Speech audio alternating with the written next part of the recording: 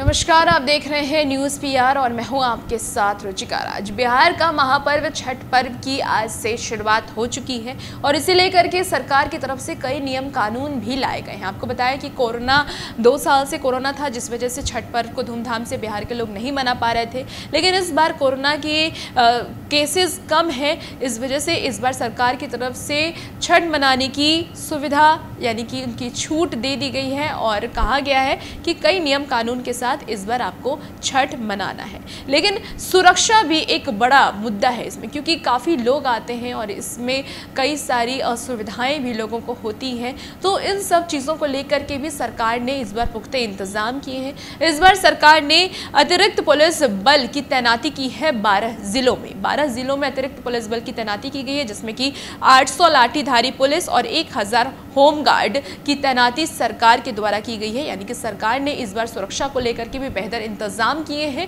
और पूरी तैनाती पुलिस बल की गई है कि इस बार छठ पर्व में कोई भी गड़बड़ी नहीं होनी चाहिए, कोई भी ऐसे लोग वहां नहीं आने चाहिए जिससे कि आम लोगों को असुविधा हो। और इसे लेकर के लगातार मॉनिटरिंग भी की जा रही है। अगर हम राजधानी पटना की बात करें तो राजधानी पटना में भी लगातार मॉनिटरिंग की जा रही है और खुद मुख्यमंत्री नीतीश कुमार घाटों का निरीक्षण कर रहे हैं और सारे अपने पदाधिकारियों को यह आदेश दे रहे हैं कि इस बार छठ पर्व में कोई भी दिक्कत नहीं होनी चाहिए। अब हम आपको बता देते हैं कि वो 22 जिले कौन कौन से हैं जिसमें अतिरिक्त पुलिस बल की तैनाती की गई है।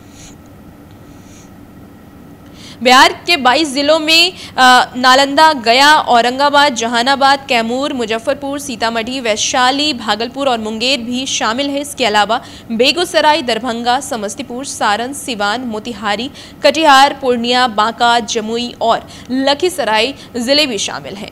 पुलिस मुख्यालय ने छठ महापर्व के मौके पर दंगा निरोधक कंपनियों की तैनाती जरूरत के मुताबिक करने का भी आदेश दिया है और रेंज आईजी और डीआईजी को इस संबंध में दिशा निर्देश दिए गए हैं। कानून व्यवस्था बनाए रखने के लिए सबसे अधिक के जवानों की तैनाती पटना जिले में की गई है। पटना में बिहार विशेष सशस्त्र पुलिस की टीम कंपनियों के अलावा 800 लाठीधारी पुलिस और 1000 होमगार्ड के जवान उपलब्ध कराए गए हैं। सशस्त्र पुलिस के जवान और अन्य जवानों को प्रतिरूप किया गया है। औरंगाबाद जिले में सशस्त्र पुलिस की 5 कंपनियों के अलावा भागलपुर और सीतामढ़ी में भी 100 की संख्या में जवान उपलब्ध कराए गए हैं, जब इसकी प्रतिनियुक्ति 12 नवंबर तक रहेगी। यानी कि आपको बताएं कि पूरी जो व्यवस्था है, सुरक्षा व्यवस्था है, सरकार की तरफ से कर दी गई है और इन सबों की जो ड्यूटी है वो 12 नवंबर तक रहेगी। 11 तारीख तक छठ पर्व है। आज से छठ पर्व की शुरुआत है, नहाई खाई से शुरुआत हो जाती है और पढ़ना इसका अंतिम दिन होता है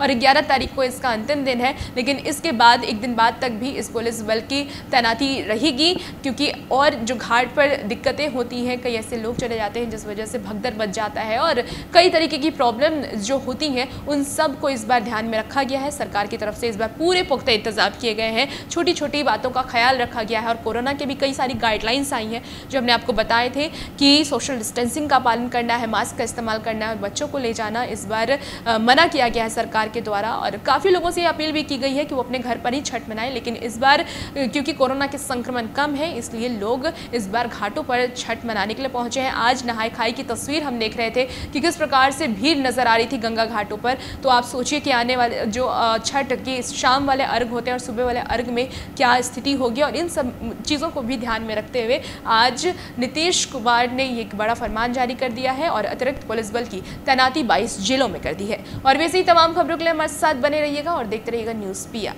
धन्यवाद।